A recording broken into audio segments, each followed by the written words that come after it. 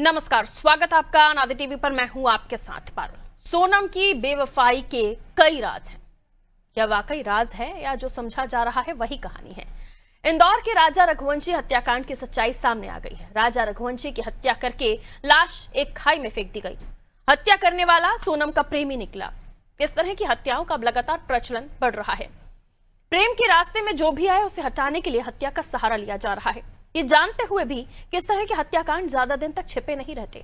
हत्या की जा रही है। आखिर समाज किस दिशा में जा रहा है और इस तरह की हत्याएं लगातार क्यों हो रही हैं?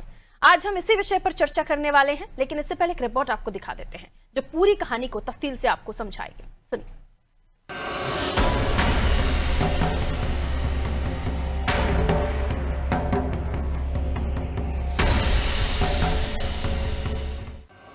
विवाह से पहले प्रेम या विवाह के बाद प्रेम, नतीजा मौत। आए दिन ये कहानी दोहराई जा रही है।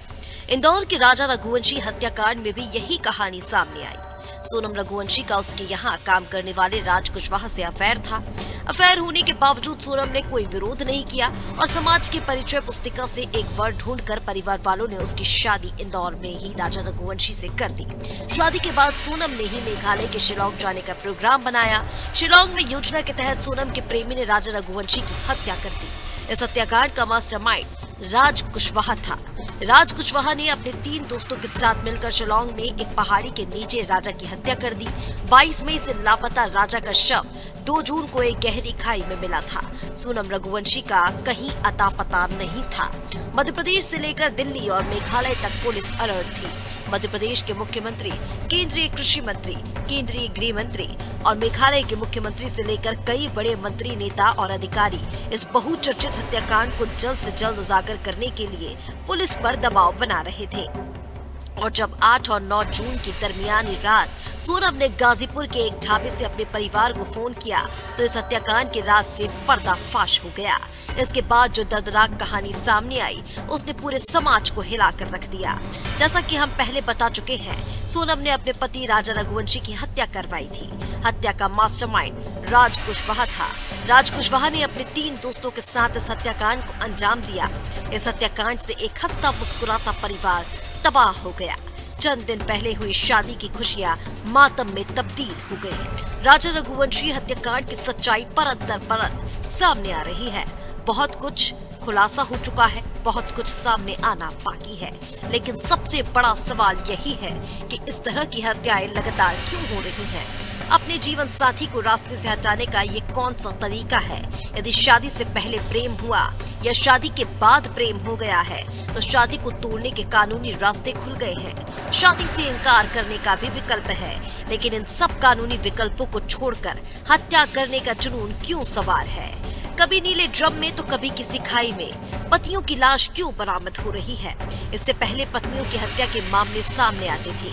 अक्सर सुनने में मिलता था कि पति ने पत्नी को रास्ते से हटा दिया, मौत के घाट उतार दिया, लेकिन अब तो पत्नी भी पतियों की हत्या करवा रही है। समाज शास्त्रियों के लिए ये चिंता और सरोकार का विषय है।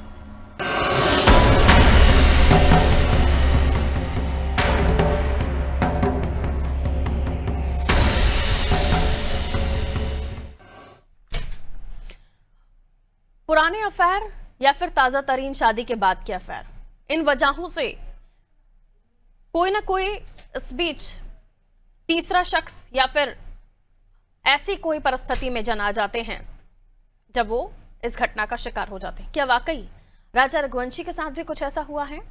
क्योंकि एक तरफ पिता हैं जो सोनम के पिता, वो मानने को तैयार नहीं है। उनका कहना है कि मेघालय पुलिस सोनम को फंसाने की कोशिश कर रही है। वो अपने तरह की जो परिस्थितियां हैं उनको उजागर नहीं करना चाहते, वहां वो ये कह रहे हैं।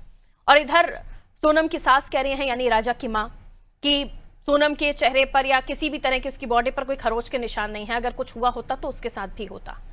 लेकिन सोनम का गाजीपुर तक पहुंचना, एक हाईवे से, ढाबे से अपने भाई को फोन कॉल करना और ढाबे वाले का ये कहना कि रो रही थी वो और बदहवास हालत में अपने भाई को फोन कर रही थी, कई सारी चीजें हैं। लेकिन शुरुआती दौर में इस पूरी कहानी की जो शुरुआत हुई थी वो किसी और मसले से हुई थी, लेकिन अब जाकर जो एक के बाद एक राज खुलते चले जा रहे हैं, ये बहुत कुछ कह रहे हैं। लेकिन समाज के लिए इस तरह के मामले बेहद ही घातक है, बेहद ही खतरनाक है।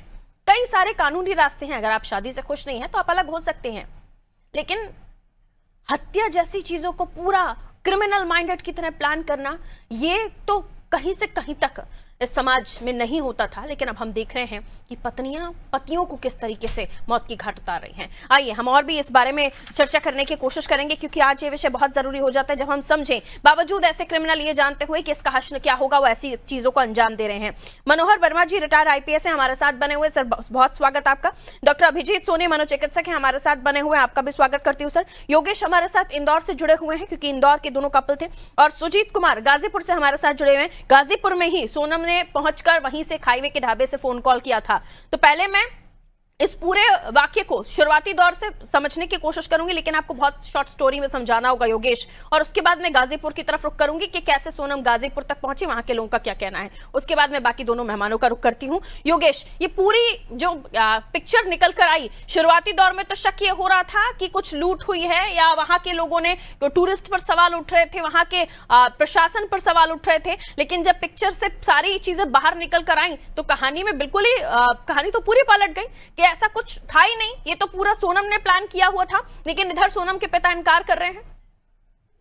देखिए योगेश, पारुल देखिए, ये मामला पहले गुमशुद की का था, यहाँ गायब होने का था। ये मामला तब तक गायब होने का दिखाई दे रहा था जब तक कि राजा रघुवंशी का शव बरामद नहीं हुआ था। जी, आत्म होने के बाद में ये उसके बाद में पोस्टमार्टम होने के बाद में जब मर्डर की पुष्टि होगी तो एक बड़ी कॉन्स्पिरेसी के रूप में समझ में आ गया था ये मामला।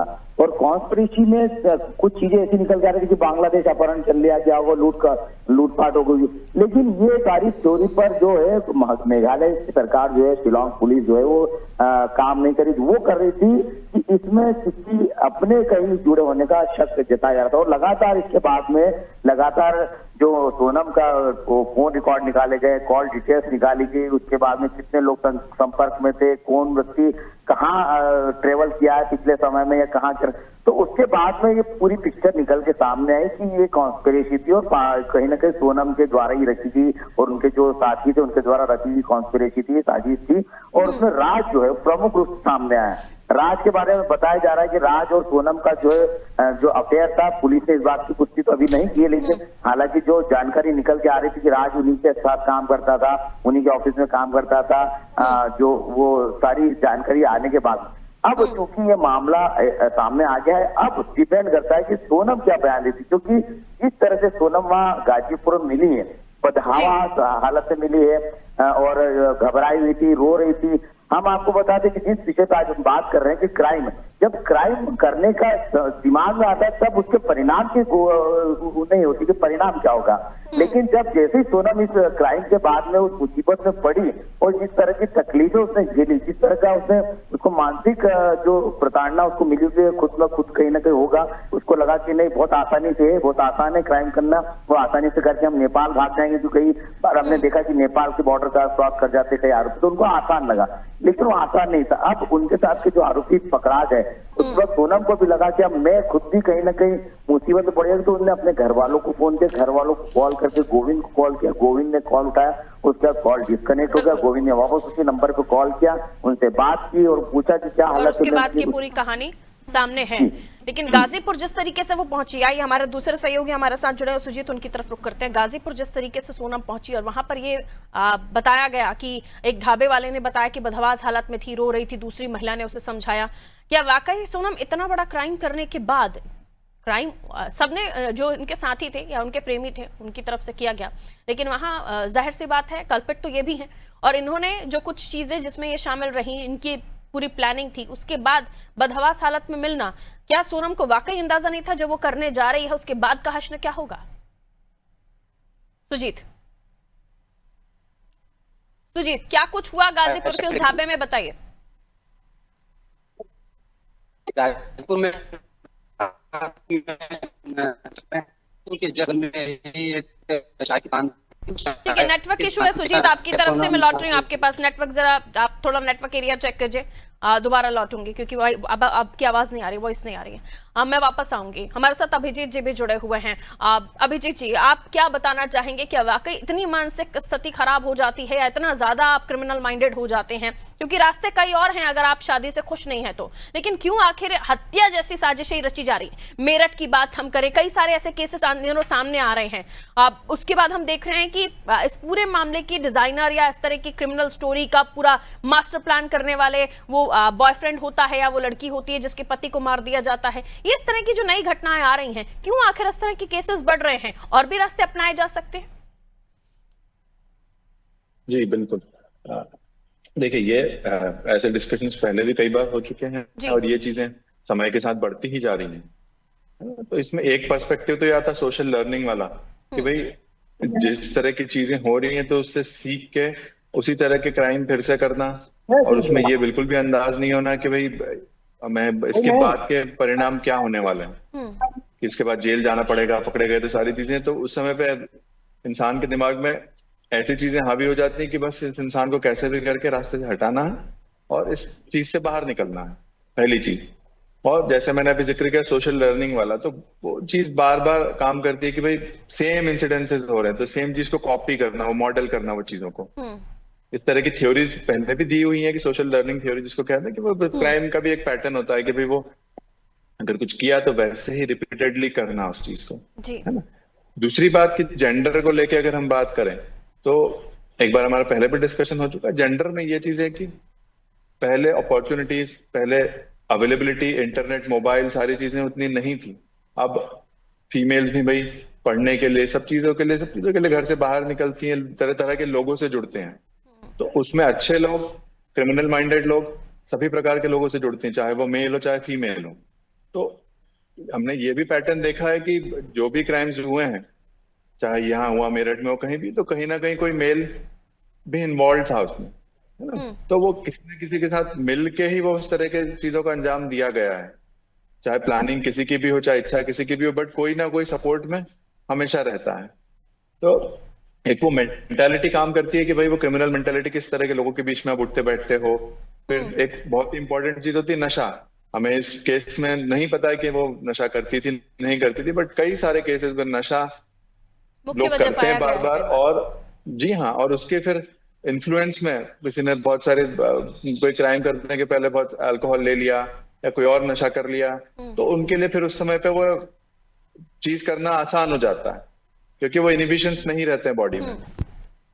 तो ये बहुत सारे कारण हैं जो हम कह सकते हैं कि इसके लिए पीछे रिस्पॉन्सिबल है। बिल्कुल, बहुत सारे कारण हो सकते हैं, लेकिन जिस तरीके से हम देख रहे हैं कि इस हद तक पहले महिलाएं इस तरह की क्रिमिनल माइंडेड नहीं होती थी या इस तरह का दिमाग नहीं रखती थी, लेकिन अब हम देख रहे हैं ये सारी चीजें लोगों को लगता है बहुत आसान है, क्योंकि हम देख रहे हैं जैसे कि आपने कहा कि चीजों को देखकर सीखने वाली जो फितरत है, ये लोगों को लगता है कि जो टीवी पर दिख रहा है या किसी मोबाइल पर आपको दिख रहा है वो एज इट इज हो भी सकता है, लेकिन उसके बाद का एक एक सेकंड, एक एक पल किस तरीके से गुजरता है, ये सोनम की बदहवास हालत बता रही है। ठीक है, मैं लौटूंगी सर आपके पास। हमारे साथ मनोहर वर्मा जी जुड़े हुए हैं। मनोहर जी, क्योंकि आप पूरी चीज में आपसे समझने की कोशिश करूंगी, ये थी जो अब तक चीजें हो रही थी, आखिर क्यों ये कैसे ये पूरा चीजों को डिजाइन किया होगा, क्योंकि अब तक स्टोरी कुछ और निकलकर सामने आ रही होगी, और फिर मेघालय या शिलोंग ही क्यों चुना गया इस पूरी घटना को अंजाम देने के लिए? कहां से पिक्चर डिजाइन हुई होगी? आपका इस पर क्या ओपिनियन है? क्या ये लोग करना चाह रहे थे और किस तरीके से किया, और अब वो वापस लौट आई है बदहवास हालत में, विक्टिम बनने की कोशिश कर रही है? मनोहर सर जी, बहुत बहुत नमस्कार, और आपके माध्यम से सभी दर्शकों को भी मेरा बहुत नमस्कार। देखिए, एक बहुत ही हृदय विदारक घटना है ये, और इस तरह की घटनाएं जो होती हैं वो बेसिकली जो लव अफेयर होते हैं वो इनकी जड़ में होते हैं। तो बहुत ज़्यादा आवश्यक है आजकल के इस दौर में, जब हम थोड़ा ओपन सोसाइटी की तरफ ज़्यादा बढ़ रहे हैं, जितना भी ग्लोबलाइजेशन हुआ है और जितना भी एजुकेशन अवेयरनेस बढ़ी है, उसको लेकर के थोड़ा जो हमारे म्यूचुअल रिलेशंस होते हैं उनमें भी कुछ ओपननेस आई है, थोड़ी सी ब्रॉडनिंग आई है। तो ऐसे समय में बहुत ज़रूरी होता है कि जब भी कभी हम किसी के साथ रिलेशन में हैं तो उसमें बहुत सेंसिटिवली हमें जाने की आवश्यकता है, क्योंकि कभी भी जब इस तरह की घटनाएं होती हैं तो उनके मूल में कहीं ना कहीं एक डिससेटिस्फेक्शन तो होता ही होता है किसी कारण से, और उस डिससेटिस्फेक्शन को हवा देने का काम जो दूसरे उसके लव बॉन्डिंग्स होती हैं, लव अफेयर्स होते हैं, वो उसमें क्रिस्टलाइज करने का काम करते हैं। इस घटना में भी जो अभी तक समझ में आया है वो एक इसी तरह की रूपरेखा समझ में आती है। हालांकि अभी इन्वेस्टिगेशन के बाद जब सारे साक्ष्य संकलित हो जाएंगे, जब इनसे भी काफी विस्तृत रूप से पूछताछ हो जाएगी और सारी इनकी एलिडीज वगैरह भी वेरीफाई हो जाएंगी, तो एग्जैक्ट इसका जो कारण है, इसके जो मूल में रहा है, वो भी निकल करके आएगा और बहुत अच्छे एविडेंसेस निकल करके, और निश्चित तौर पे जितने भी कल्प्रिट्स हैं पूरे के पूरे पकड़ करके उनको क्रिमिनल जस्टिस सिस्टम के माध्यम से न्याय तक पहुंचाया जाएगा।